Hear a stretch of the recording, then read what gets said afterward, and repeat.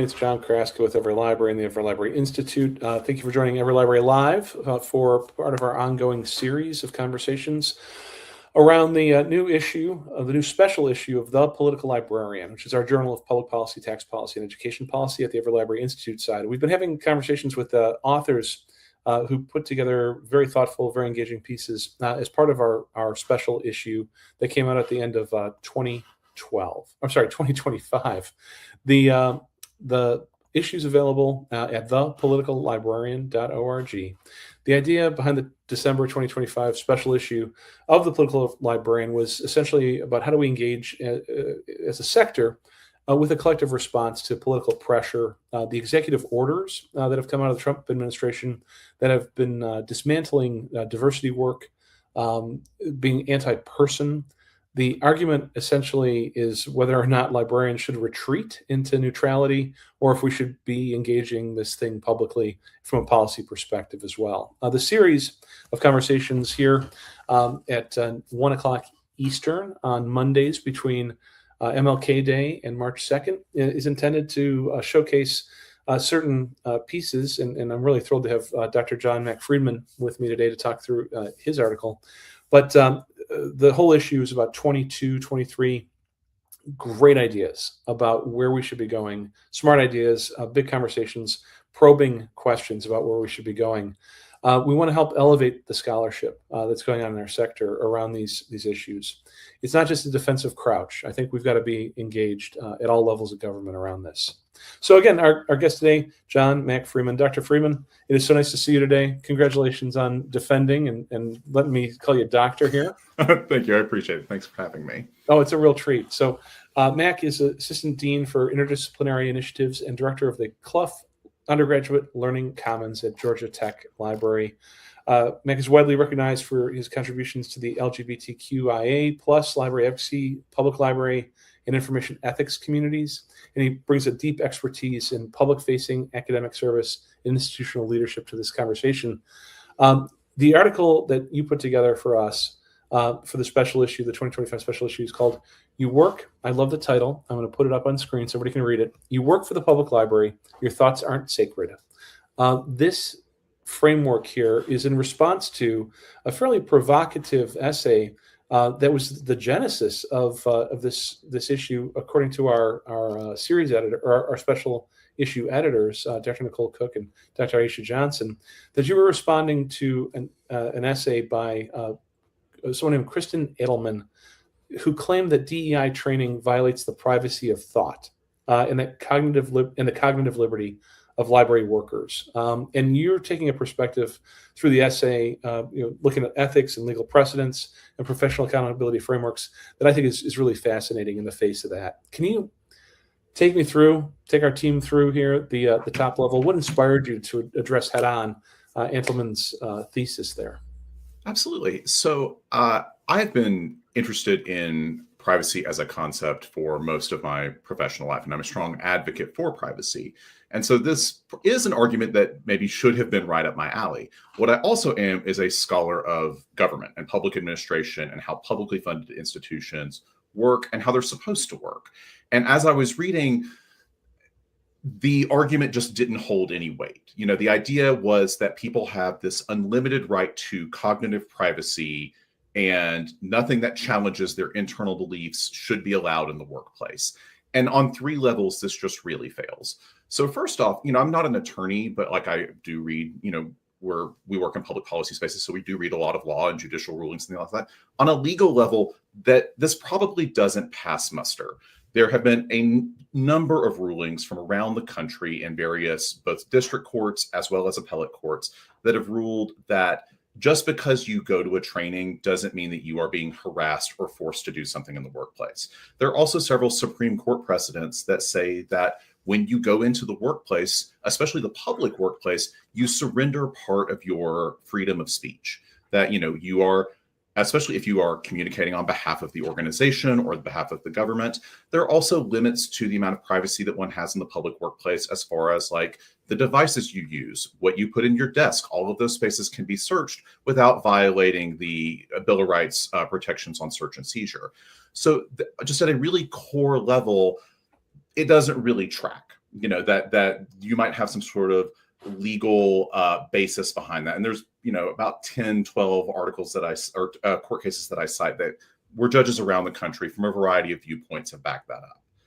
Then there's kind of the layer of, okay, so let's say that there's no legal right. Well, then certainly there should be an ethical or a moral stance for this.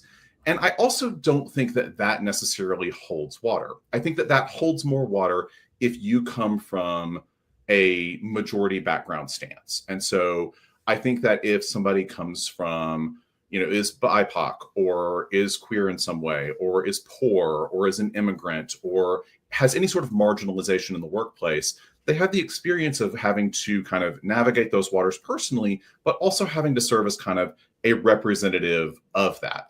And a lot of what DEI training is asking people to do, especially at the very core and basic levels, is just recognizing that not everybody is coming from the same place and that people are taking on those unequal burdens.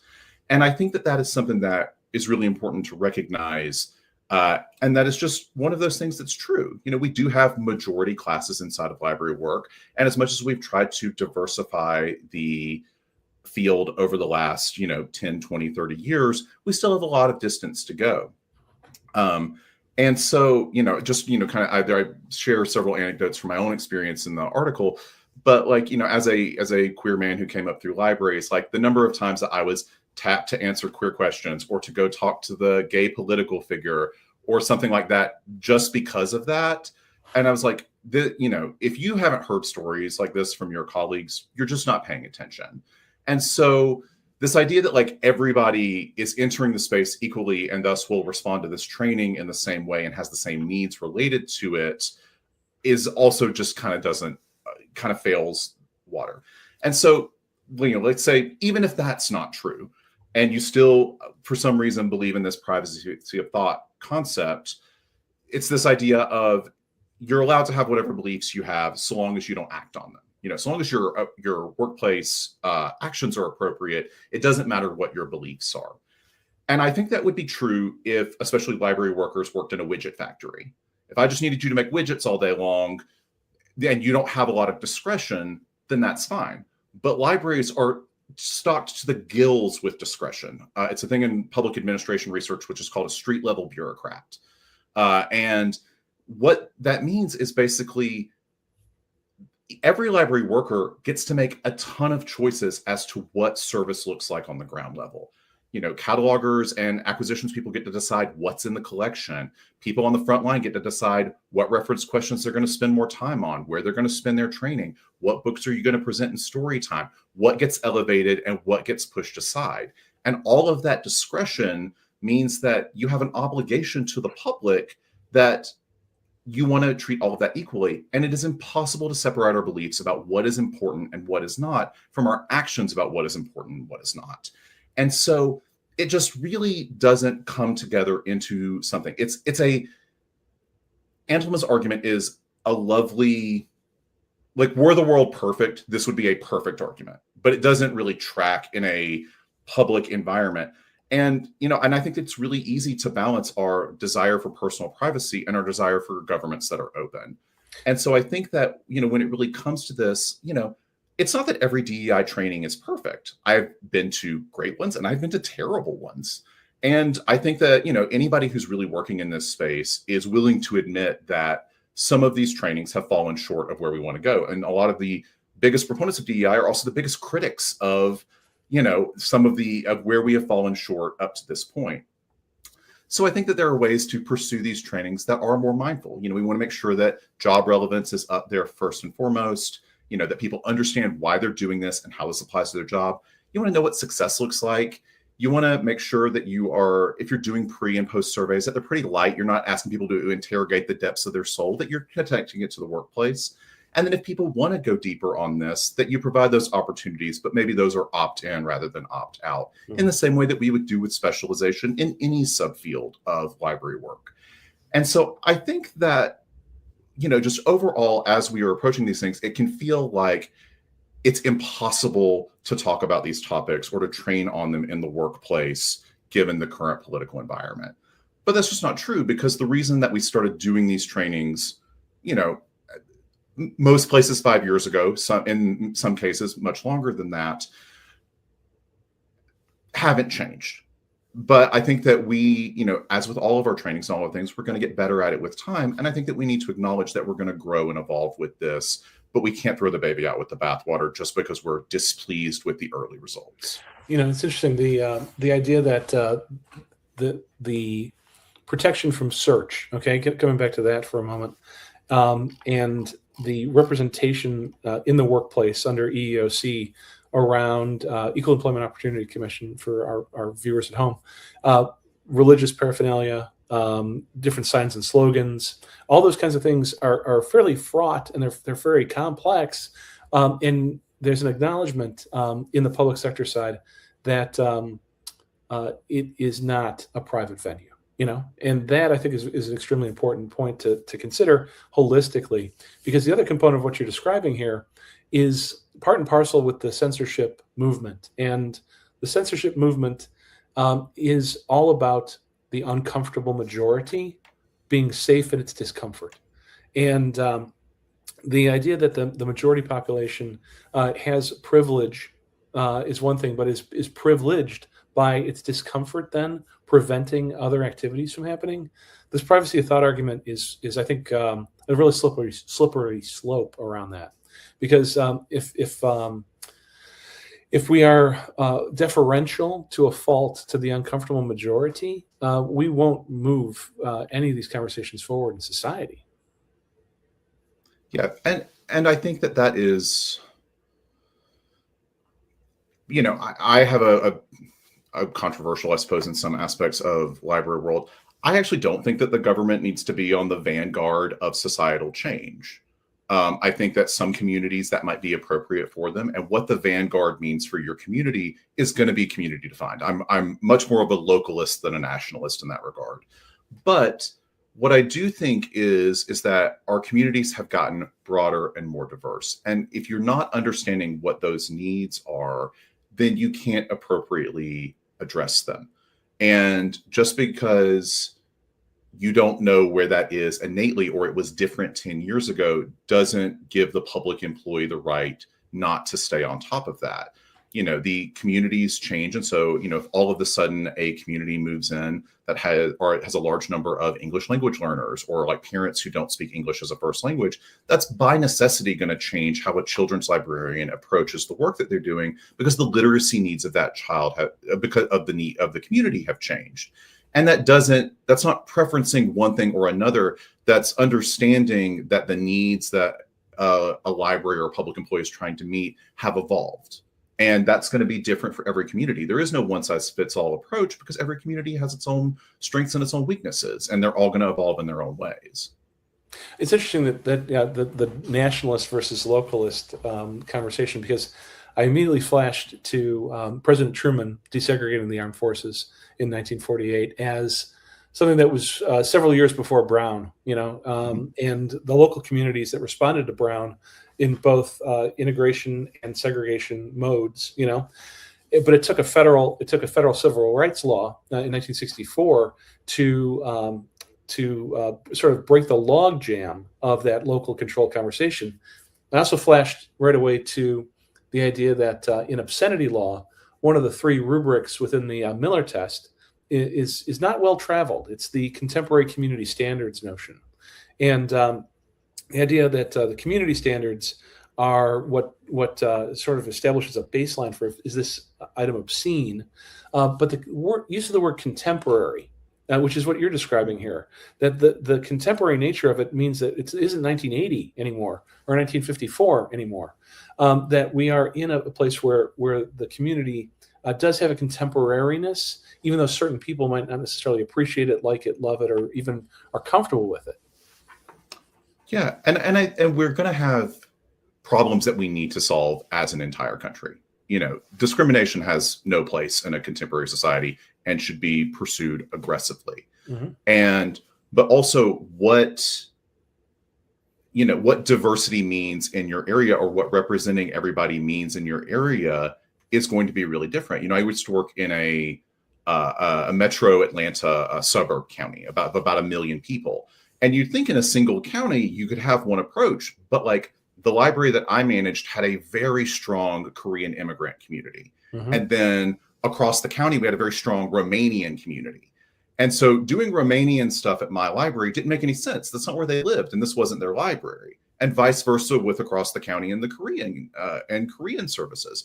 And so you want to make sure that it's matching up, but that you're understanding that it's not just, those that every, it's that equity and equality argument, that it goes back to. Providing the same stuff everywhere doesn't make sense because not everybody's the same sort of community. Some communities are very full of young people and need a lot of literacy. Some communities are full of seniors and need more of those resources. And I think that when people try to cut these things off, they become very vague. There was a case in the 11th Circuit called Honey Fund versus State of Florida, that there was a law that banned workplace trainings that espoused or promote beliefs related to race, color, sex, or national origin deemed offensive by the state.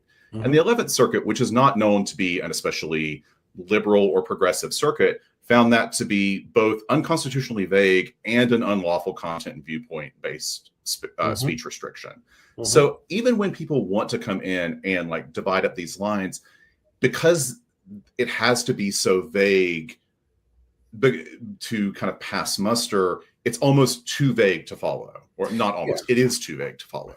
Well, the legal reasoning, the doctrinal issues, the court precedents around this, I mean, you spent a lot of time in this article unpacking those. So besides that one in the 11th, the understanding of this privacy of thought versus public service, or public service with this component, can you help our listeners, watchers, and readers today with a little bit more background on that? Sure. So, once again, I will just say up front, I am not an attorney. I'm friends with attorneys, but great people, I think that one of the big things when we're talking about the speech rights of public employees is a Supreme Court case from 1983 called Connick v. Myers. And what it does is it says that public employers can discipline internal speech that doesn't concern broader public issues, but undermines workplace efficiency. Mm-hmm. So just because you have a belief in something, if saying that is going to completely wreck the internal culture of where you're working, you don't have the right to say that, and your employer has the right to push back against that. Mm-hmm. There's also a decision from 2006, Garcetti versus Ceballos, which said that public employees who speak as part of their official duties, that speech is not protected by the First Amendment. So if you were somebody who's speaking on behalf of your library, whether you in your professional capacity or as a member of XYZ, you're not protected by the First Amendment from retaliation in those regards. A public employee kind of does give up a fair number of speech rights when they go into the public workplace, mm-hmm. because you are representing the government in that regards. And I know that as library workers, we often don't think of ourselves as members of the government or representatives of the government, but we are. But at go ahead. No, that's a really good point. I mean, sometimes we run into situations where the posture of service could look like a nonprofit, a charity, a social service agency, an NGO, and yet the public sector workforce is a library workforce in the main, even in those places like in Connecticut where they're under some nonprofit library that goes back to the King James era, but they operate under contract, Right. Yeah. This framework between privacy and public service and belief and behavior is not easily separatable. How do you walk through it? I mean, I think that it's just an understanding that we all have our blind spots. That I have lived a certain life that has had certain experiences, so I'm very sensitive to those things. And so, just in my own example, I spent the year after I graduated from undergrad teaching in a Title I school in LA in AmeriCorps, doing in-class interventions in first and third grade students in a very low achievement neighborhood.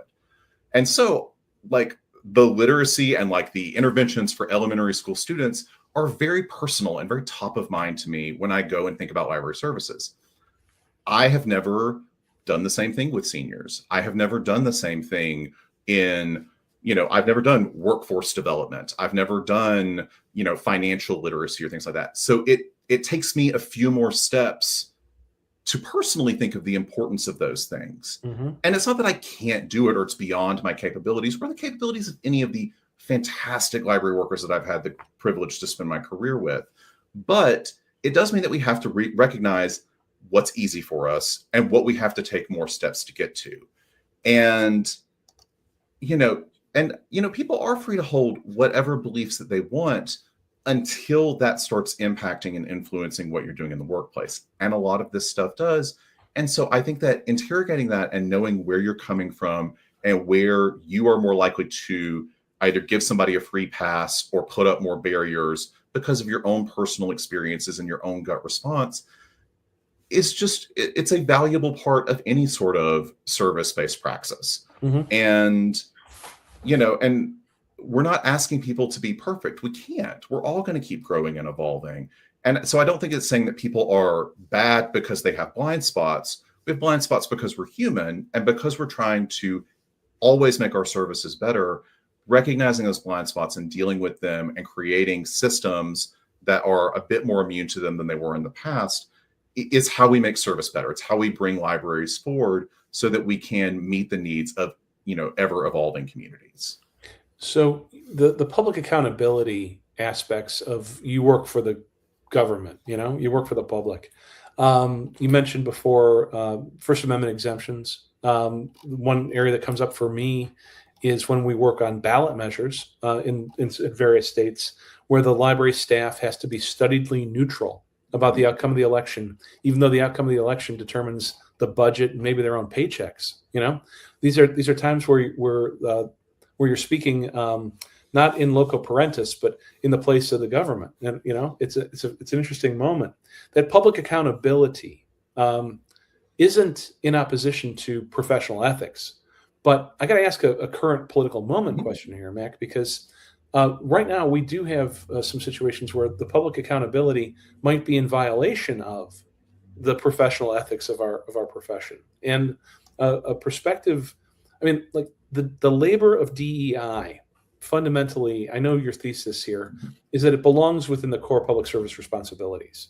And speaking in that kind of a framework can be very disruptive, though. That idea that we shouldn't say anything because it might disrupt the workplace, and yet there are some injustices being done within the library space right now by our bosses. Yeah, and I wish there was a simple answer, and I think based on the conversations we've had in the past, there's not a clean solution. What I think that my initial kind of advice, if somebody were to come to me about this, is understanding kind of where the core of that pushback is coming from.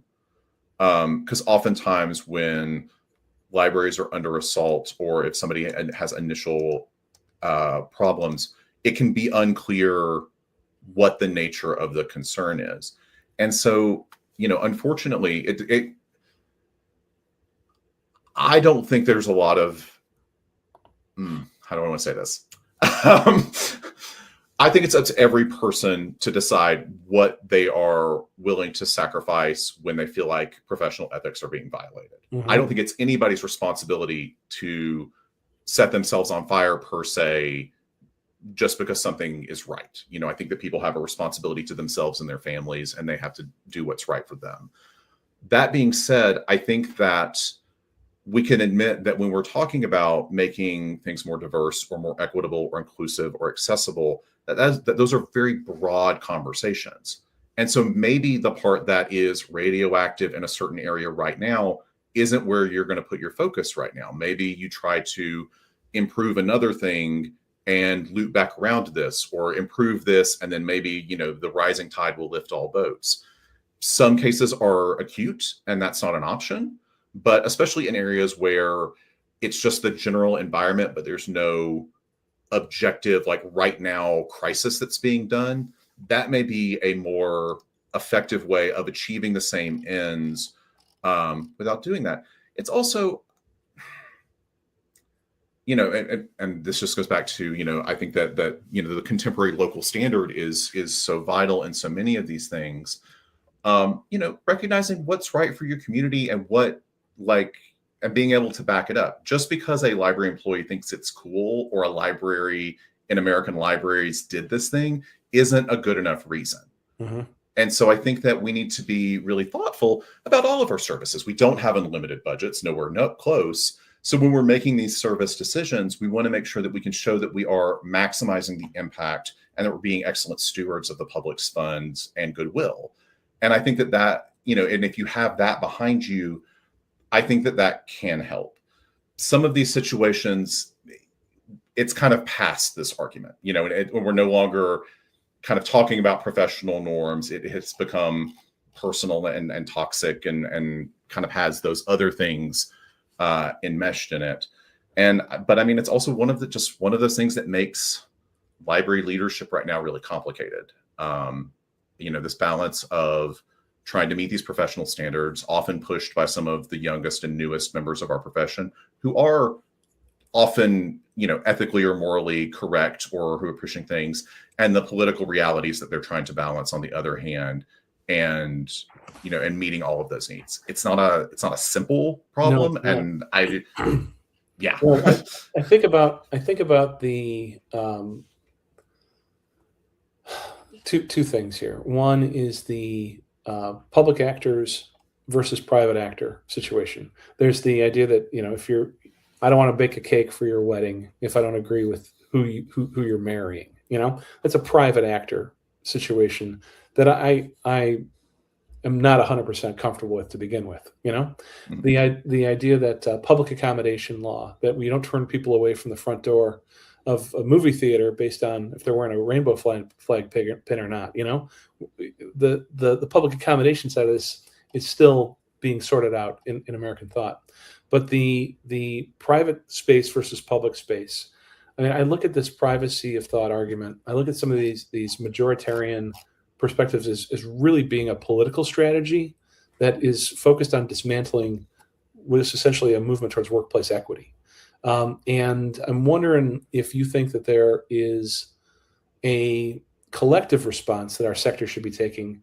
And I'm not asking you for the national. I know that you're not as big into that. But if we can have a plurality of local, what should we be up to right now as a sector?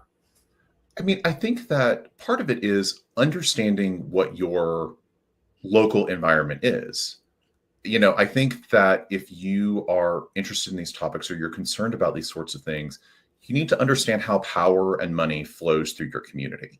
Mm-hmm. And that's really core. And it's not the same. It's actually one of the biggest challenges I have talking to people in public administration. They're like, why don't you do a national library study? And I was like, library structure in this country is bizarre, and no two states share an approach. Mm-hmm. And so really drilling down into that and understanding who has an active belief in this, who's just along for the ride. How often do your library board members get appointed? How do they get appointed? Mm-hmm. What is their legal obligation? Do you have state laws around libraries? What's a procedure? What's a policy? Really understanding at an innate level so that you can participate in these conversations and educate those with power or those with authority when you get into those moments, I think is the very first thing. It also, when you do need to call on your national resources, it helps you give them the lay of the land so much faster. Mm-hmm. Because they are going to try to respond and provide resources that match that local need. And so if you're able to kind of speak to all of that when those people, ring you up or email you during your crisis, or when you're trying to set stuff up to forestall that, you can be a good partner.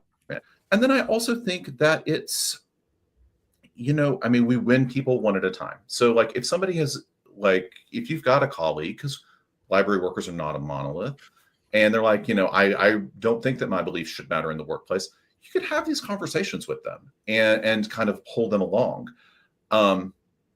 And I think that that's true for anybody who you have a conversation with about libraries. It's this constant struggle of showing people that libraries have value in this moment, that they continue to evolve, that this is why we're doing what we're doing. And, I mean, it's very slow going in that sort of way. And that's, it's a little bit harder to get people to sit still for that. But I think that when you're trying to uproot some of these kind of deeper held things, that's that is kind of the path forward. And then I think, more systemically, there's no need to reinvent the wheel. There are people who are experts in this. So like, even if you need to do your own local work, you can learn from people who've gone through that. And like the Every Library Institute is a great resource for that. I got a lot of my own personal training through this, through the Library Freedom Project. Urban Libraries Unite is a great resource. Any of the coalitions of authors against book bans, they all have great resources. Writing your own stuff, I don't want to say it's a waste of time, but like I've got better things to do with mine. I think that one of the great rules of being a advocacy partner is to listen, first and foremost, but also to understand that like they're all like Tolstoy's families, Mac. They're all peculiar in their own peculiar ways, So, yeah. Right. This has been a great conversation. I appreciate you very much for sharing this time with us on camera. But also for the work that you put into, you work for the public. Your thoughts aren't sacred. I got to put up the thing again. Your thoughts aren't sacred. Responding to Antleman's false crisis in the privacy of thought. I think that you have done a very good job of unwinding some of this, both from the legal reasoning perspective, but the professional ethics perspective. And I think that there's a lot to be talked about out loud moving forward. I know that you'd be very happy if folks kept in touch, Mac. Yeah, absolutely. So if anybody wants to reach out to me, it's John Mack Freeman, my name, at protonmail.com. Exactly. So to our watchers and listeners today, we have several other of these 1 o'clock Eastern Mondays from MLK to March 2nd. It's immediately available on demand as an archive on our Facebook page, Every Library on Facebook, Every Library on YouTube as well. The Political Librarian is also taking submissions for our next regular issue, which is on the intersectionality of libraries, archives, and museums, memory institutions, everything from like, can we own the darn book on ebook to can we persist in the current moment. So we're inviting submissions right now. And Mac, I know you got another thing in you at some point. I'd love to be able to work with you again in the future. Sounds good. Thanks so much for having me. Good to be with you. Take care, team. Be well. I'm going to put up the thing and I'm going to hit end.